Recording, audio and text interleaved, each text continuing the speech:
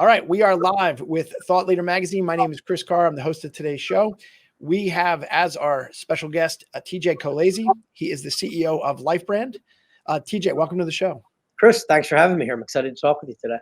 Yeah, this is really great. This is really great. I've been a big fan of you and the technology that you're building here. One of the things that you should know is that we are probably living in one of the craziest times ever. And if you're like me and you're kind of looking at social media and looking at some of the things that your friends are posting, it's the Wild West. And one of the things that I've always thought and I always knew is that, you know what, we're probably one social media post away from losing our largest client, or as an individual, like you're trying to get hired for a job.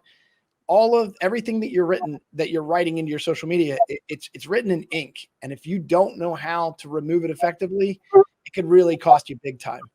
And so, that's one of the things that is just a painful reality today. And that is where LifeBrand comes in. LifeBrand helps businesses and individuals protect themselves from harmful posts that they put on their social media. And it does it one of the most innovative and just really incredible ways, through AI technology and just through an incredible platform that's really easy to use. So, TJ, tell us a little bit more about LifeBrand and how the technology works. Yeah, Chris, I mean, you hit it on the head. Right now, we're in this crazy time with people saying crazy things on social media in reaction to what's going on in the world. And, our big thing here at LifeBrand is we're not trying to censor anybody. We're trying to protect people. People say things or argue with somebody that they disagree with on social media, and they don't realize how that could potentially affect them down the road. Everyone has freedom of speech, and yes, you certainly do. But employers have the same freedom not to hire somebody that they feel like might be combative or not be open to other people's point of views or the natural diversity that exists in a workforce. So our technology just helps people realize what they're putting on social media could be harmful. We're not trying to say we're the judge and jury that this word or this phrase is wrong. We're just trying to say, hey, look, it could negatively impact you down the road. You might want to consider removing it to protect yourself, but also to protect the company that you work for.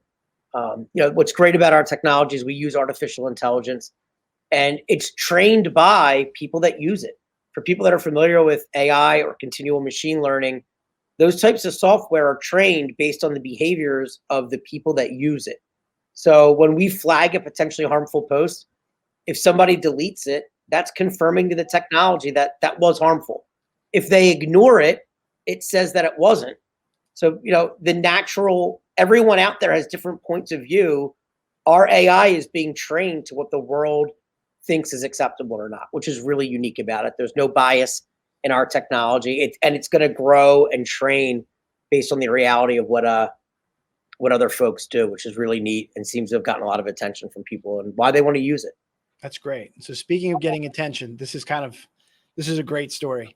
So tell us a little bit about this whole thing with Kevin O'Leary. So here's the background that I know.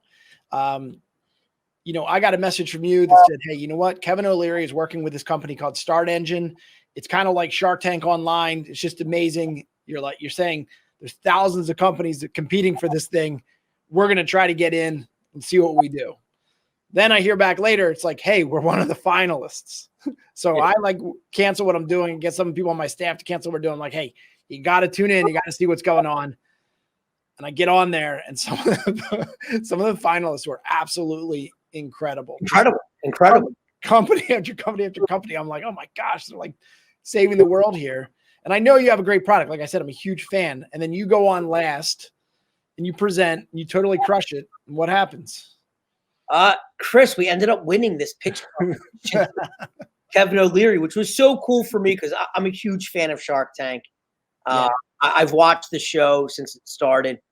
And, it was actually one of our investors that saw the application for this competition and said, hey, TJ, you should apply to be in it. And I'm like, nah, it's a waste of time. I'm not going to do it. There's no way they're going to pick us. And it turns out, there was 1,500 companies that applied. We ended up being one of those 5 finalists. And I said, all right, well, look, I'll go on this live show with him and I'll present our technology. And I figured even if he destroys us and tells us to take it out back and shoot it, like he says on TV, to me, I figured just having the word Life Brand come out of his mouth would be valuable to our company. Yeah. And I hate saying to my surprise, because I know we have a great company and product here, but Sure. he loved it. He immediately saw that we solve a massive problem and that we're a huge solution to a big problem. I mean, those were his words. He ended up picking us as the winner and, saying how he's going to use it for all 53 of his companies. But what was equally exciting for me was, he flat out said, I nailed it. I nailed the pitch. I knew my numbers. I knew everything, like the 3 characteristics he looks for in a great pitch. And then that really we had just gone to market and we were getting good traction. We had a couple Fortune 500 companies using our technology. We were coming out of the gate good. And then that next thing you know, we're being featured in all these national publications. And then 2 weeks later, Yahoo Finance invited him and I to appear on TV together. The next thing you know, here I am on Yahoo Finance talking to Kevin O'Leary. Yeah. And it was awesome. I was watching it because I texted you prior and I was like, did I just ice him? Because I said he's gonna crunch you on your numbers. I was like, if you don't know your numbers, he's gonna get you. And then the first thing he says on Yahoo Finance is like, I picked him because he knows his numbers and he understands how this works and all stuff like that. So I was like, wow, I just get any better than that. I can never get out of my head towards the end of that segment. He said, I just loved this product. I thought it was ingenious. Yes. I mean, to hear him say that, and it just brought, anybody that's tried doing a startup before or is familiar with startups, everyone reaches that inflection point where you need that credibility. You reach a point where you need those big name clients, which we have a couple, or you need that big name iconic VC to invest in you. But Kevin O'Leary is also that. And he gave us that credibility. And, we were in the middle of doing our seed round. And next thing you knew, VCs that, 2 years ago said, get out of here, kid. We're not investing in your product. All you offering me millions of dollars. And it was, I got to say no. I mean, we turned down over $8 million in investment shortly after that. And that now allowed us to spring into a Series A that we're doing. I mean, it's been awesome. And he's actually a really nice guy too. In the little bit that I got to talk to him off camera, he's not quite as mean as he comes off on TV. So. Yeah. He's actually my favorite shark. Yeah, I watch the show. It's like, it's funny. Like he's got a balance of humor. He's got a heart. I can tell what showbiz and what's not. Exactly. Yeah. But you've got a hot hand. So next thing I look, you get married, shoot you a text, and I'm like, hey man, that's congratulations. You're going on your honeymoon. You're like, actually, I got something in the works. Yeah, we so what happens next? Chris, I just got married this past weekend, and when you text me, and everyone said, "Are you going on your honeymoon?" And being the founder of a startup, you really can't. I can't afford to get away from work. I was here every morning at 5, 6 a.m. this week, but we were signing our first celebrity or athlete sponsorship deal, an endorsement deal, and we were really excited to do it with Trent Cole. Anybody from the Philadelphia area knows he's one of the Eagles' all-time greats. I believe he's second in the franchise or third in all-time sacks, and 2-time Pro Bowler, but just a great guy. Somebody that has always believed in building a strong personal brand online, long beyond his playing days. He's done it through Blitz TV with some of his hunting and fishing shows. He's got an awesome farm, Cole Farms, that I told him part of the deal was he's got to let me ride the tractors at his farm. So I'm going to hold him to it. But it was a really cool moment for us to reach a point where we can be signing athletes to represent our company, represent our brand. And he's, the first of many we plan to bring on and be part of the Life Brand family. And I just think he was such a great first one. Even when he came in here the other day and we were doing a big presentation for the media, he said former football player, entrepreneur, and family man. And that's what I liked about him the most. The family man part. Just a great guy that we're really excited to have be part of our team. And in just a couple days since we've announced it, it's amazing how many other people have reached out to him or reached out to us that now want to get involved. Again, it's that credibility of, when you have people like Kevin O'Leary and Trent Cole getting behind what you're doing, it makes people say, I should probably look into this a little bit. Yeah. So, very, very cool stuff. Really. That's great. Now let's talk a little bit about the product itself. Yeah. It's two different facets. Obviously, it's going to protect businesses and it's going to protect individuals. Let's talk about individuals first. Sure. The number one question that anybody's going to say is, hey, you know what? I can go clean up my own social media. Yes or no? You can and you can't, Chris. First of all, by the time you go through your Facebook, your Twitter, your Instagram, your LinkedIn, and scroll all the way through everything you've ever posted, most of us have had social media now, or by the time people are at an age where they care about what they've posted, they've had social media for 8, 9, 10, 12 years. You know how long it would take you to scroll through all those platforms? But the other thing is these tech companies, they don't keep everything on your timeline. Like say, for example, you scroll back to June of 2015, you see 2 posts. One of them you think's okay. So one of them you choose to delete because it was maybe questionable. As soon as you scroll away, other things populate back up. I compare it to that, that whack-a-weasel game on the boardwalk where you're trying to whack the thing somewhere else. So, you would have to do it so many times that, it could literally take days to do it. And there's still no guarantee you're getting everything. Yep. So we use artificial intelligence where anybody can go to our website. You can go to our website right now. You can go to lifebrand.life and get a free social media check, just like a free credit check. You can go and connect your Facebook and Twitter. Within the next couple of months, you'll also be able to do LinkedIn and Instagram, and we'll keep adding on to the platform. But in a matter of moments, our AI will scan everything you've ever posted and all in one thing, pull up everything that could be controversial. It breaks it right down to what platform it came from, the date of the post, the actual post, and then you can choose to delete it right from that platform or ignore it. It'll also break it down into buckets as to why it got flagged. So maybe it got flagged because of inappropriate language, or maybe it was sexually explicit, maybe it was racially offensive, maybe it was threatening in nature. And you can then source it by those buckets. A good example I can give you is, I'm not going to mention his name or the team he plays on, but it was a professional baseball player scanned his and it found over 400 harmful posts. Yeah. And it's because the guy just dropped the F-bomb in almost every post. And he's like, look, I don't care about dropping the F-bomb. That's who I am. I'm okay with having a potty mouth, I guess. But I'm not okay if I accidentally posted something that's offensive to women or minorities or threatening. So he didn't go through pages of F-bombs. He was able to source by those buckets to eliminate the things that he wanted to. Mm-hmm. And what's nice about it is after you go through and delete everything, you can activate our monthly plan where you can go back every month, recheck it, scan for anything that might have popped up. But it also gives you a chance to generate a report so that if you want, you can download that report as a PDF and include it when you're applying for a job, or you can send it to a potential job. And, some people say, oh, look, that's my private social media. I don't want my job to know about it. Companies look at your social media, whether you want to admit it or not. Yep. Over 90% of companies, and this study was done by SHRM, the Society for Human Resources Management, Career Builder, Indeed, they've all done studies, and they all are somewhere between 70 and over 90% of companies look at social media during the hiring process. So if you can kind of beat them to it and send them that report to say, hey, I take my personal brand seriously, I take my social media seriously. Look, I have no harmful posts. This is my social media behavior. That certainly gives you an in and an edge over your competition. And it's important because people's individual social media, whether you like it or not, is a reflection of the company that you work for. I always worry about, man, I hope one of my employees don't say something stupid on social media. Sure.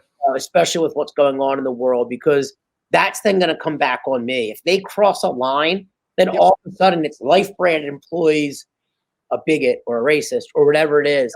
And it's just people's personal brands represent the corporate brands, whether you like it or not. So individuals are really starting to invest in protecting their personal brand, but employers are starting to invest in the social media health of their employees as well. I think it's crazy. I know personal stories about, it wasn't even this guy, was his wife had posted something, right? It got flagged by some community. The community got extremely upset. He lost his job. Yeah. He was a surgeon for 10 years. A police chief lost his job in Lancaster because of a post that his wife put up. And that's just, that's a whole other issue in itself. If people agree with it, that's okay or not. And if that's crossing lines, which that's their opinion. Our thing is, hey, like it or not, that kind of stuff's happening. We'll protect you from it. We'll make you aware of what's going up there. Um, you know, most people don't agree with the fact that that happened, but it did somehow. Somehow a town or a community or a department voted on terminating somebody because of that. So our Yeah. technology hopefully could protect that individual, but also protect the town. I mean, that was, I'm sure, a huge black eye for the department he worked for and for the town. Nobody needed that, and we could have prevented all of that. Yeah, I mean, and you mentioned pro athletes, stuff like that, but I even think it's the average person who's applying to a job. You know, I shared a story with you about a student that got his offer rescinded from Yale. Yale. Yeah. Right? How hard do you have to work to get into Yale? Because of something posted on social media. Think about it. Think about that. Parents spend hundreds of thousands of dollars during their child's time growing up to get them to go to college. You know, all of the tutoring and the private schools or the athletic programs, everything they do to get them to that school. And then one social media post that maybe they posted 3 years ago when they were younger and didn't think of it in a microsecond. Maybe they retweeted something, cost them then potentially their future that could have been prevented if they would have spent $15 on our website to scrub that. Everybody should scrub their social media. It's too important not to. I would agree 1,000%. You know, and when you're talking about, you know, there's pro athletes that literally lost millions of dollars right in the middle of the draft because of something that came up the day prior, you know, and every year in the NFL draft, somebody drops because of something they posted on social media. And I forget the quarterback off the top of my head right now. It was a couple of years ago. He was supposed to be one of the top. Yeah. And he ended up dropping, I forget how many spots, cost him millions of dollars. His agent and him are on record saying they manually checked that social media. They missed it because of the exact reason I gave you earlier. And we would have thought that. I mean, we literally could have saved that gentleman millions of dollars and that agency potentially hundreds of thousands of dollars in fees that were lost by him dropping. And it wasn't a horrific post. Another great example in pro sports was the Major League Baseball All-Star game a couple years ago. You know, a gentleman's pitching for one of the teams. I don't want to mention people by name, but if people are following it, they would have seen it. And, you know, one of the top relief pitchers in baseball. And it should have been one of the greatest nights of his life. I think he was 23 or 24 at the time. All these racist and homophobic tweets went viral while he was pitching during the All-Star game. From when he was 17. It was a horrible black eye for Major League Baseball, for the team that he plays for him. And what's crazy about it is his black teammates came to his defense saying he's not a racist. Yeah. He was just a young kid that posted something that he thought at the time was funny, and it's not. Yeah. And you know the stuff I used to think was funny. The stuff I used to think was funny at 17, I wouldn't have it. You know what I mean? Like it's just a very different. I'm thankful that I grew up in the world that I did live in, because if I had to pay the price for every stupid thing I said when I was a teenager. Chris, I jokingly tell people all the time that social media didn't exist. I'm 39 years old. It didn't exist when I was 18, 19, 20.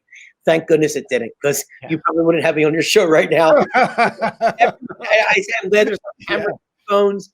But people that did have it at that age are reaching influential positions in companies. They're CEOs of companies now. And it's almost people use it as a way to get back at you. I mean, people will purposely look through social media as a way to take somebody down. Mm-hmm. And most people have those skeletons in their closet. Chris, out of everyone that scans their social media through our platform, on average, we have 33 harmful posts we find per person. 33. And Chris, they're not all, horrible comments. For example, one of the ones that was on mine when we scanned mine, it was a picture of avocado toast. Mm-hmm. And the caption said, "Bangin' ass avocado toast." So our AI flagged it because of using the word ass. I don't think anybody would think I'm a horrible person for posting that. Sure. But at the same time, does the CEO of a company really need a picture of banging ass avocado toast on their social media? And the answer is no. And I think that's why that's the type of stuff people find. It's just maturity stuff that they want to get rid of. We're running at a little over a 98% deletion ratio, meaning everyone else seems to agree with what I said, that 98% of the posts we flag are getting deleted because people say, you know what, it's not horrible, but as a grown man or woman, do I really need that on my social media? Yep. And so to be clear, you're not censoring, you're not flagging, and it's not seen by the world. It's literally, I sign up for the report, I scan my social media, it flags it, it sends me a report back, and it says, these are things that you want to 2-eye test or you want to check before this goes live, because you know what I mean? Like, these are vulnerabilities or harmful posts that might get you. There's no censorship whatsoever. It's just an entire database of things that could potentially land people in trouble. And, you know, I think one of the hot topics right now is censoring when it comes to politics. We do flag political posts equally across the board. Doesn't matter how far left or how far right those posts go. We flag it all, not because you don't have the right to support whatever candidate you want, because it can only hurt you, not help you. Think about this example. If you're going for a job and you were pro one side on this most recent election, no matter what side it was, and you were all about it, you were posting all the time, and then you're going for a job, and that hiring manager at that job you're trying to get is the opposite political affiliation as you, if they're snooping your social media like most companies do the old-fashioned way without using our technology, you're not getting that job. Conscious or subconscious, they're not hiring you because of that. And that's what we try to help people understand. We are not the judge and jury. We're not saying you don't have a right to support whatever political candidate you want. It's just that you have to understand there are going to be consequences to what you post.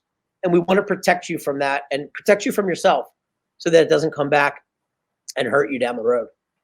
Well, that brings me to the next thing. SHRM says, and I quote, that about 70 to 90% of companies are checking out social media prior to making a hiring decision. Yep. Are they allowed to do that? I mean, I'm going to self-admit I've broken the law because we've done it. Until I met you, I didn't know any better. Are they allowed to do that? 90% of companies do it. And I don't want to say in a legal manner or necessarily breaking the law. Yep. It's in an uncompliant manner that leaves your company up for risk. And I'll give you a great example why. Think about if you're interviewing a female for a job. You're not allowed to ask a female, are you pregnant? Are you planning on becoming pregnant? You're not allowed to ask those things in an interview. For the protection of protecting that person through the EEOC, that they might not hire her, then they might discriminate against her if they know she's going to need time off. You can't ask somebody in an interview if they're gay, they're religious, or their religion. But when you then go snoop their social media, you can see those things. You might see that, oh, that candidate I just interviewed just had a gender reveal. She's having a baby. Oh, maybe I shouldn't hire her. And whether it's conscious or subconscious, it's opening companies up for discrimination. Now, maybe that person didn't get the job just because they weren't the right person for the job. But they saw on their social media that company XYZ looked at their social media. Now they feel like they were discriminated against because they're gay or the color of their skin or their religion or their sexual orientation, whatever it may be. And people are suing companies and companies are losing these lawsuits because courts are saying, yeah, you can't prove as a company that you didn't discriminate against that person. So what our company does is we use the term, we bring everything above board. 70 to 90% of companies are basically lurking in the shadows, snooping people's social media. We say, stop, bring everything above board and just say you're going to do it, but do it in a fair credit reporting compliant. If for people that aren't familiar with the Fair Credit Reporting Agency, that's what sets standards for criminal background checks, credit checks. You as a consumer, if someone's going to monitor your credit or do a criminal background check on you, you have the right as a consumer to know if that information they're getting is accurate. You have the right to dispute inaccurate information. Well, when people are snooping your social media, you're not getting that ability. You're not being able to consent to that being part of the process. So we build our technology to background check standards. We took it a whole notch above where it even needed to be. And we include the applicant with the process. And sometimes when people first hear what we built, they get all bent out of shape. They say, you have no right to allow an employer to look at my social media. But Chris, the truth of the matter is that employer was looking at their social media already. Now we're at least including them in the process and making them aware of it. Yeah. So, if, for example, a company was using our technology, they can send that link to somebody. And we don't like calling it a social media background check because that's not how most companies use it. A lot of them look at it as social media risk mitigation or social media health. They're investing in the social media health of the people that they're bringing on. Some use it as a hiring decision or a metric, but essentially how it works is we would send a potential applicant a link, just like they would get a link to consent to a criminal background check. They would consent. They would then log into their social media platforms to make our technology work so that and can guarantee this is their information. You're not just searching the web for what's publicly available, or maybe you looked at the wrong Chris Carr and then you didn't get a job because they were looking at a different Chris Carr that had bad social media behavior. This way, you have the right person. And then when that person logs in, it works just like our business to consumer technology, where it'll pull up any potentially harmful post they have. And the best part about this is that applicant gets to delete anything that could potentially hurt them. So even if they don't get that job or don't want that job, by the time that next employer that they go to work for snoops their social media is clean now because they removed all those bad posts. They then have the ability to go through. And at this point, the employer still hasn't seen anything. This is just the potential employee. They own the rights to this report, and they can choose at the end if they send it back to the employer or not. So after that person goes through, deletes their offensive posts, it then generates the report that would ultimately go back to their employer. All it shows is how many harmful posts they had, how many were deleted. It'll show what buckets they fell into, but nowhere does it show the actual posts. At no point do any of the posts go back to the employer. So there's no way for discriminatory information to get back to that employer. There's no way to know if that person was pregnant or gay or their religion or any other potential discriminatory information. It then shows a couple other metrics about, how many posts they have compared to other people globally, when those bad posts occurred. Most people, it was when they were much younger. So you see all the bad posts years ago, and then it kind of comes down the chart that they don't have any. But it's a great process that protects the consumer so that they know what's going on and they get a chance to clean their reputation. And the employer is protecting themselves in two ways. One, that person that they hired just kind of removed any of those potential skeletons in their closet that they don't have to worry about coming back and damaging the company's brand. But more importantly, they were able to get a sense about that person's social media without invading their social media and actually seeing posts that could put them in a compromising situation when it comes to discrimination. So it's really a win all around. And most of our clients, we're still new. We just went to market a couple months ago. Most of them are just providing it as an employee perk for their employees. They're saying, hey, when you work here, we provide you a social media health tool to improve your personal brand. And they choose to not even have the results go back to the employer. We have companies that have all their employees' results come back to us, LifeBrand, and then we just send one accumulative total back to that company at the end of the month, because that gets more employees to buy in. If they feel like their HR is not looking at it, Yeah, and sure. it's really just to help their brand. But from a company standpoint, they love that because now they just, one of the companies, over 2,000 employees opt in at an average of 33 harmful posts per person. We just removed hundreds of thousands of skeletons from the closet of that their employees' social media. It's risk mitigation. It's inevitable. If you talk to big companies, Chris, I'm sure you had at least an incident in your organization where somebody posted something that, and you're smiling, that you either had to tell someone to remove or did cause damage to your brand or reputation. Every employer knows it's too important to ignore. So whether they want to use it as a background technology or they want to just make it more of a perk to their employees, it really gives a chance to protect both sides and monitor the social media health of an employee. And that is important, especially in this day and age with people, because of COVID, working remotely. How do people get to know the people that they're working with or selling to online? They go look them up on social media. Sure. People are searching social media in a business setting more than ever, and not just LinkedIn. They're looking at Facebook. They're looking at Twitter, Instagram. You can't say, oh, LinkedIn's my professional one. All these other ones are my personal ones. No one's looking at them. They are. You treat them all the same. And even anymore on LinkedIn, people are crossing lines from, I'm a big believer that you shouldn't post anything on LinkedIn that's not going to somehow further the career of yourself or others or help give advice when it comes to work. There shouldn't be pictures of avocado toast on. There certainly shouldn't be political views on LinkedIn. People are starting to treat it a lot looser than they used to. Yeah. Again, we're trying to protect people from themselves and not say anything's wrong, not censor people. You can say whatever you want. We're just trying to help you realize that for everything you say, there's people out there that strongly disagree with it, and you could just be potentially setting yourself up for failure. So is there a real reason to have that on your social media? Because you're probably not changing people's point of views when you're flying off the handle about how mad you are about this person or that person. All you're doing is potentially alienating people. That it's never going to help people. It's only going to hurt. So there's a time and place for everything, and maybe some of the places shouldn't be on social media. So before the call, we were talking about this calculator tool that you're building right now. Yeah. Walk me through the process. I'm a new employer. I'm going to start working with LifeBrand. What is the calculator? What is the process? What is the vulnerability? How does all that work? It's pretty simple. Like I said earlier, on average, there's 33 harmful posts per person. And companies know, I mean, we've done research, we can get into it, on what the average discrimination lawsuit costs a company, or what the average PR situation costs a company when a harmful post comes on social media. So it's really just about, again, risk mitigation.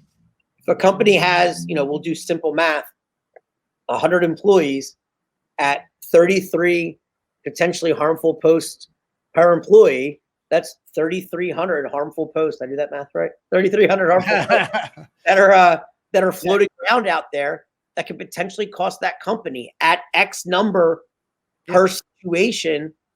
It's a massive amount of money that company has out there as a vulnerability that we can alleviate at a fraction of the price. I mean, depending on the size of our company, I mean, we literally cost cents per employee per month to use. It's just, there's no reason you shouldn't be using it. And I think that's why people like Kevin O'Leary immediately see that this solves a massive problem. I mean, even if it's 1%. So you said 3,300, right? What is that? 33 posts. I'm guessing, and you got to tell me. Say it's $1 million, $500,000, right? At a fraction of 1%, it's paid for your service. What? 10 times over? 10 years worth of our service. Yeah, exactly. Yeah. It's one of those things. It's almost like insurance. Whether it's fire insurance, car insurance on your building, employee liability insurance, whatever it is. You'll hope you never need it, but my goodness, if you don't have it, it could literally cripple and end your business. And, I've worked too much and invested too much in my business to allow something like that to happen. I know you have, other people have too. It's another thing you need to add to that. Call it an insurance blanket and policy, but it's too important. But it could also help, people's personal brands on social media can help that corporate brand. The more your employees are aware of what they're posting or not posting on social media, the more it builds up their reputation and therefore builds up the reputation of the company they work for. So not only could you be mitigating risk, you can see a potential return, especially if, say, salespeople. If someone's in sales, and again, I hate going back to politics, but it's so easy and it's such a hot topic right now. I mean, the country's pretty well split 50-50 on what they believe in politics. Mm-hmm. So if you have a salesperson working for your company that's just destroying the other side and is so pro one side, chances are people from that other side aren't going to buy from him. You're literally cutting your company off from 50% of its potential sales. Where if you can help make employees aware of that, you could actually be increasing revenue and sales by investing in the health of your employees' social media. And that's what companies get it. They've just been looking for a compliant way to do it. I was in the fitness industry for years. I'm not a tech guy. I was barely able to send an email when I started this company.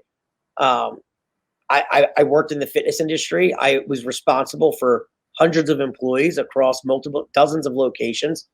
And social media was too important for us not to ignore when we were hiring. We had to find a way to do it. And our HR manager there, she was just like, look, you can't do it unless it's fair credit reporting compliant. I understand you want to protect us, but it could also be opening up things on the back end that could hurt us.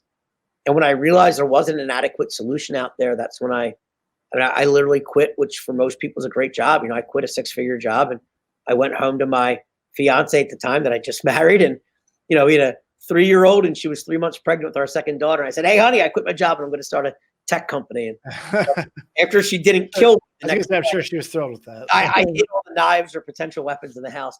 And she was not happy, to say the least. But yeah. And it's yeah. I mean, you were talking about lawsuits. You were talking about discrimination, things like that, PR nightmares. Honestly, I just don't want to lose my largest client because right. I have an employee that thought it would be really funny to post this or that. And it just totally backfired because the wrong client saw it at the wrong time. They were in a bad mood.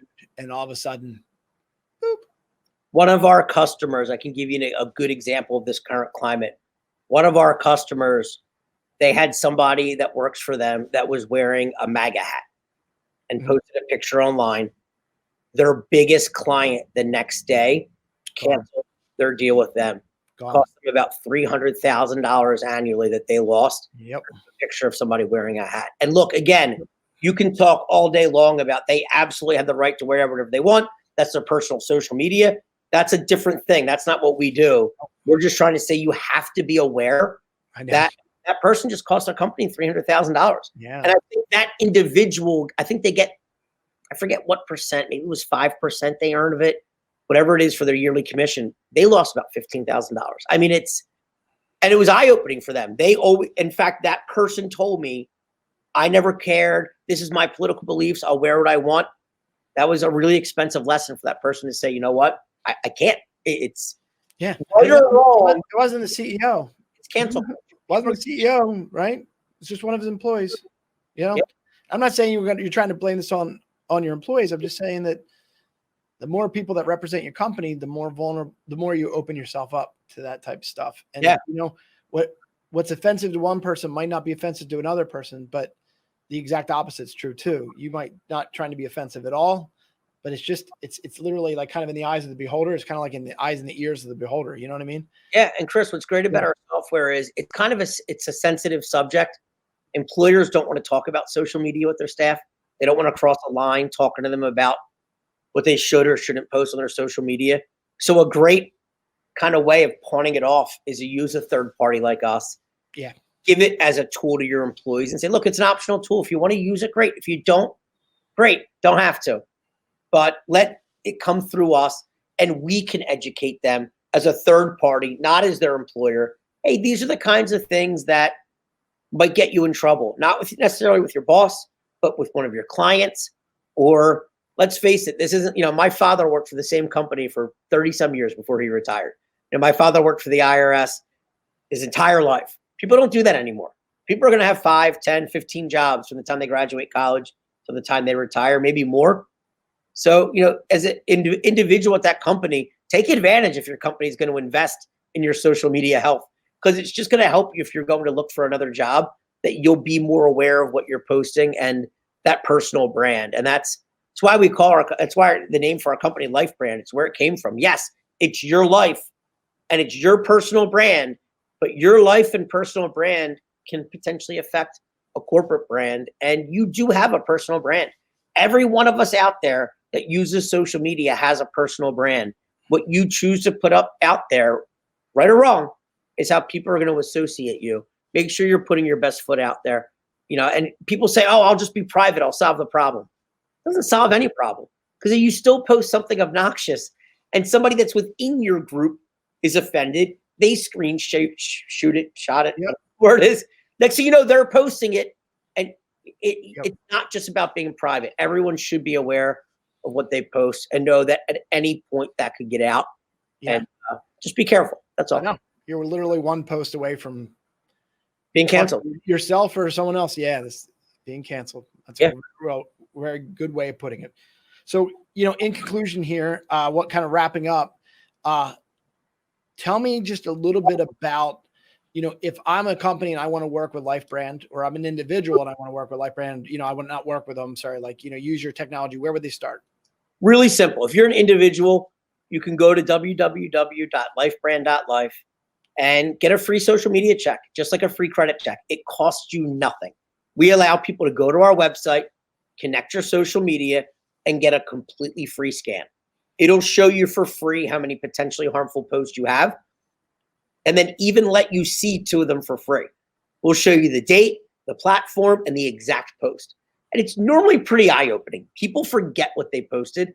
They forget what they retweeted. You could retweet something in a fraction of a second.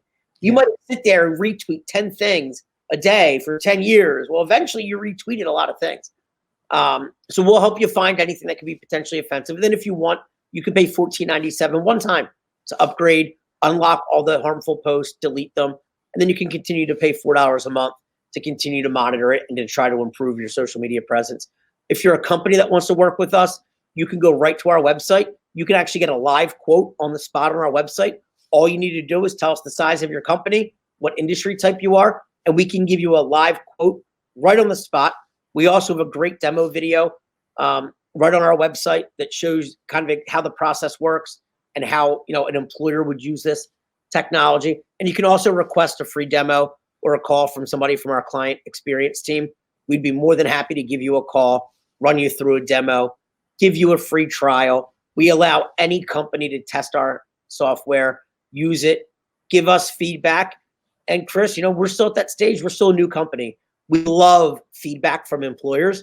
And we tell people, look, if it makes business sense and you want a certain feature added or something would make it better for your company to use it, we'll build it and we'll add it, because chances are other people would want it too. And some of our bigger clients, I don't want to mention them by name, but Fortune 500 companies, professional sports teams, we give them that ability. I mean, they work with us and say, hey, it'd be great if you could add this filter or that.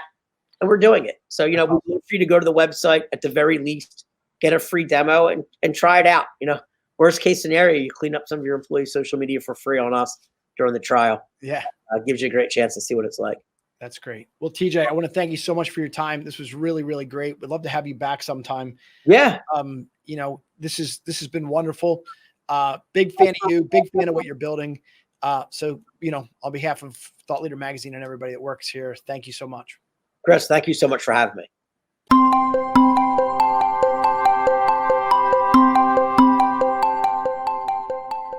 As part of the inbound marketing process, it is really, really important to understand your website's usability.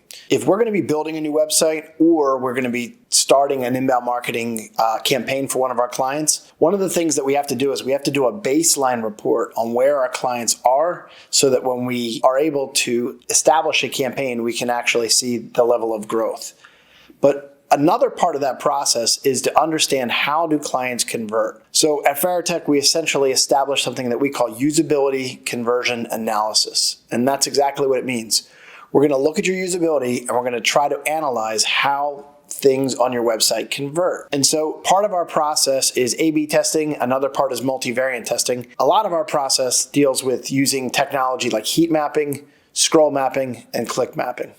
So what I wanted to do is kind of walk you through some of what that is and things that you can look forward to applying to your website. So the first item we're going to look at here is heat mapping technology.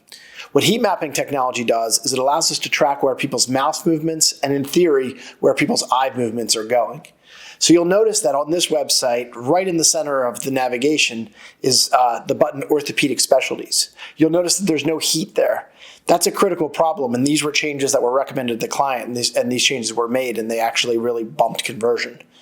Another thing was right in the hero bar, they had these videos that they were really trying to make sure that their clients watched as part of their buyer's journey. And you'll notice there's no heat mapping there. So what we recommend our clients do is look at the critical pages of your website and try to figure out, do I have the right items in the right places? Another way of doing that is actually looking at scroll mapping. Essentially what scroll mapping does is it allows us to figure out, are people actually scrolling down the page? And do I have my calls to action too far below the fold? So in this exact study, we are graded on two different things. One is, how many appointments can we make for our client? And the second one is, are they watching our video that outlines who we are and what we do and why we're unique? So you'll notice here that right in the center of the page, the Make an Appointment button is highlighted in red. It's not that way on the website, but I did it for this example. So you'll notice that it's also slightly yellow. And what that means is 15% of the audience didn't even scroll down far enough to look at that critical call to action. Another thing that we looked at is the video on that page. How many people are actually scrolling down far enough to engage with that video? And you'll notice only 45% of their audience did. So what we needed to do is we needed to coach our clients to make sure that critical calls to actions, anything that's leading to conversion, is in the white hot part of the website where they're going to get the most eyeballs. Other things that we'll do is scroll mapping in mobile, and then we'll also look at something we call click mapping. And what click mapping does is it allows us to see every click that happens on our clients' websites over a variety of different factors, such as how long were they on the website, what part of the country were they from, what kind of monitor they use, what kind of browser, how long did it take them to convert.